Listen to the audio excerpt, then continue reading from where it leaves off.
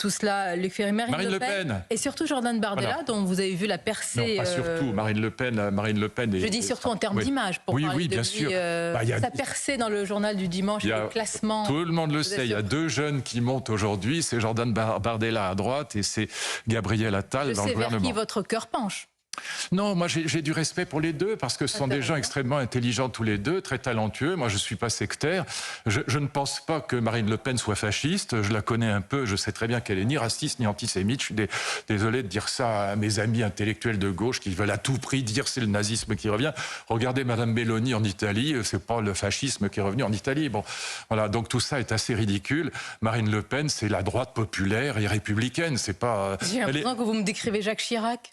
Mais elle est moins à droite que Pandro et Pasqua en 70. Voilà, c'est la vérité. Et ça n'a rien à voir avec l'extrême droite. L'extrême droite, elle était antisémite, elle était raciste. C'est la définition de l'extrême droite, d'ailleurs. L'extrême droite, c'est dire comme l'extrême gauche, l'extrême droite était révolutionnaire. Factieuse. La révolution, elle était factieuse, elle assassinait les opposants, elle voulait prendre le pouvoir par les armes et par la violence, elle était antisémite et raciste. C'est absolument pas le cas de Marine Le Pen, qui n'est ni antisémite ni raciste et qui est évidemment républicaine. Maintenant, on peut avoir, moi j'ai des désaccords avec le Rassemblement national, mais beaucoup plus sur le plan économique que sur le plan moral ou politique. Il faut arrêter de dire que c'est le fascisme et que c'est l'immoralité. C'est pas vrai. C'est simplement faux. Et les 42% qui ont voté pour elle savent que c'est faux. Et donc, quand on insulte ces gens-là, on les renforce.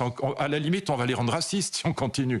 Voilà, c'est idiot comme raisonnement. Cette espèce de moralisme débile des intellectuels de gauche est fascinant pour moi. Moi, j'ai toujours été à droite. Qu'est-ce qui les pousse à tenir ce genre de discours alors que le RN ne cesse de monter? Est-ce qu'il y a une forme de panique, d'ailleurs, aussi chez les intellectuels de gauche qui se disent, mon Dieu, elle arrive au pouvoir, que faire? Oui, absolument.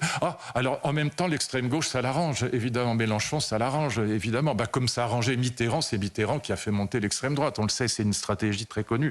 Je ne pense pas que ce soit le cas des intellectuels que j'appelle intellectuels de gauche un peu méchamment, mais c'est vrai que, voilà, ils ont ce souvenir toujours du nazisme et ils pensent que c'est la même chose. Mais non, c'est pas la même chose. Ça a changé et il faut être un peu sensible aux évolutions de la société. Aujourd'hui, tout le monde est républicain, de Mélenchon à Marine Le Pen. Voilà. Et donc, après, on peut avoir des désaccords énormes avec les uns ou avec les autres. D'accord. Donc, l'arc républicain, c'est quelque chose de ridicule. La preuve que ça ne sert à rien, c'est que ça ne réconforte personne.